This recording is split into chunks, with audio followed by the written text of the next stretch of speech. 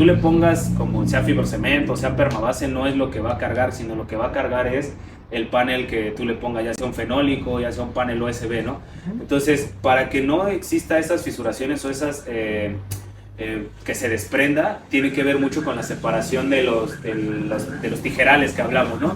Entre más separados los tijerales, esta plancha empieza a ser más flexible, ¿no? Entonces, cuando nosotros lo separamos más, la plancha es más flexible y eso hace que en algunos momentos el cerámico se pueda botar.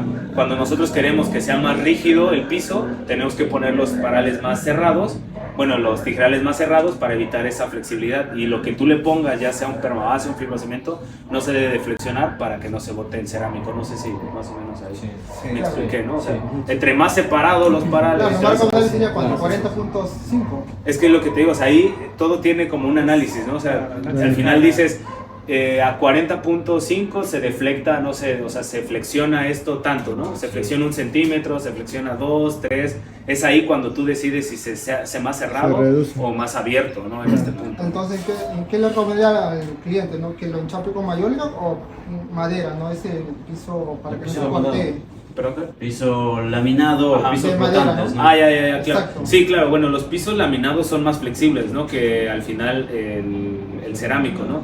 O sea, el cerámico es un poco más rígido, ¿no? Entonces eso, cuando hay superficies muy flexibles, se te llega a botar, ¿no? Cuando hay, en este caso, superficies muy flexibles, se puede colocar este piso flotado o hasta alfombra, ¿no? Que al final evitas que tengas un material rígido, ¿no? Ah, claro. Ahora, ya que estamos grabando, el concepto que nos explicaste hace ratito de los tijerales, que es algo que no, bueno, muchos no lo sabían, el tema de los distanciamientos y las cargas que se divide de 50-50.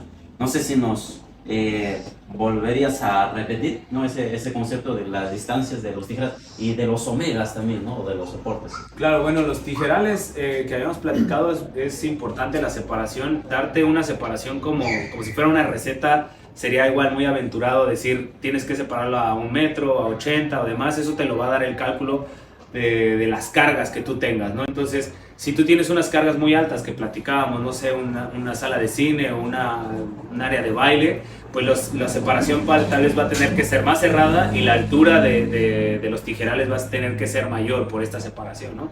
Entonces, lo ideal sería analizarlo para saber cuál es la separación correcta, ya sea 50, 40 u 80. Eso te lo va a dar un cálculo. Y también lo que platicábamos con nuestro compañero, la flexibilidad también de la estructura va a venir de la separación de estos tijerales.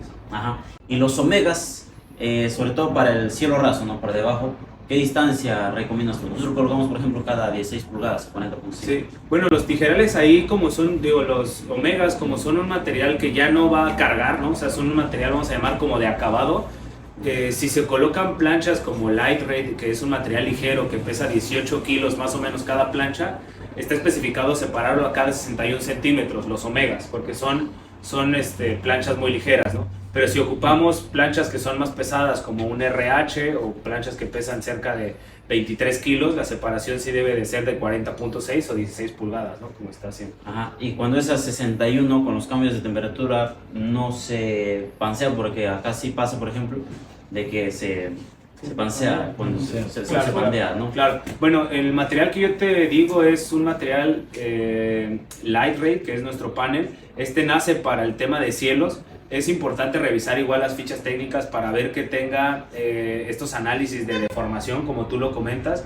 El panel que yo te comento no va a tener esas deformaciones porque tiene un aditivo que lo va a hacer rígido, ¿no? Entonces, si hay materiales que no cumplen con esto, que no sean rígidos, obviamente vas a tener que gastar pues un poquito más en omegas para evitar estas deformaciones, ¿no?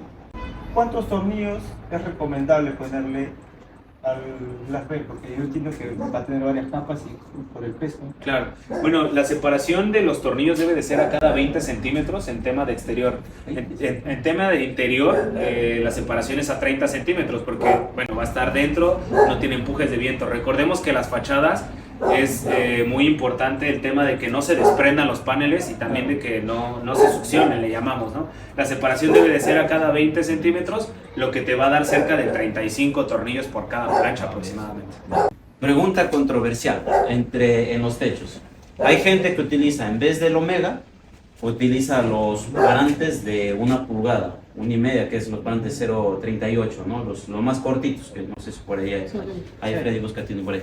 ¿Cuál recomiendas tú? ¿Cuál quedaría mejor? Pues nosotros somos de la creencia de que el Omega es mejor porque tiene debajo una superficie plana, ¿no? Totalmente. En cambio el parante, como es así, entonces a un lado es rígido, pero al otro lado es flexible. Se puede jalar la plancha y puede haber rajaduras. Exactamente, acá tenemos el parante. Hay mucha gente que utiliza este parante en el techo para el cielo raso. Me anda la plancha acá, pero este lado es flexible, ¿no? Este lado rígido. Entonces, como digo, se puede bajar como así. ¿Qué recomiendas tú?